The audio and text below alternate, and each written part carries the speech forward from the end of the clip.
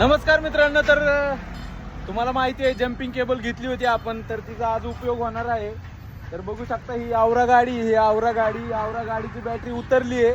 तर आम्ही आता जम्पिंग केबलनं बघणार आहोत चालू होते की नाही, किंवा ती जम्पिंग केबल कशी वापरायची किंवा कशी लावायची हे तुम्हाला या व्हिडिओमध्ये समजणार आहे.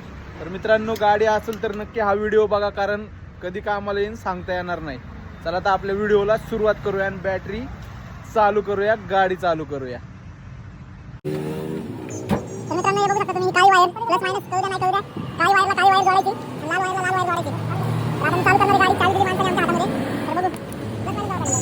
हे कसं असते प्लस मायनस तुम्हाला माहिती आहे का? बघा बरं, नाही. मित्रांनो, हा बघा हे माणूस आहे, या माणसाने आता जोडले व्यवस्थित कट टू कट. आता आपण बघणार आहोत गाडी. मित्रांनो, आता वायर जोडलेली आहे आम्ही, आणि आता आम्ही बघणार आहोत गाडी चालू होतीये का नाही नेमकं जम्पिंग केबलनी.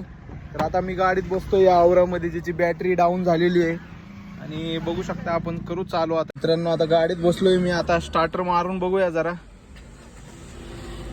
तर फायनली गाडी चालू झाली आहे मित्रांनो. तर मित्रांनो, गाडी चालू झालेली आहे आपली, आणि आता वायर काढून ठेवलेली आहे. तर मित्रांनो, फक्त 15 ते 20 सेकंदामध्ये गाडी चालू होते, माहिती आहे का? त्याच्यासाठी तुम्हाला मी आधी पण सांगितलं होतं की जम्पिंग केबल खूप कामाला येणार आहे. त्याच्यासाठी या जम्पिंग केबलला तुमच्या गाडीमध्ये प्लीज घेऊन ठेवा, कारण कधी हिचा उपयोग होईल, ही कधी कामाला येईल तुम्हाला सांगता येणार नाही.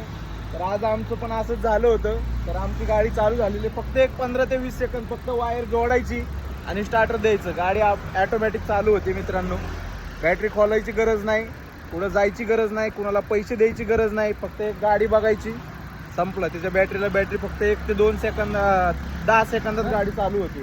तर पॅक केलं आहे आम्ही. आता गाडी ठेवतो मस्तपैकी, आणि आता जातो घरी.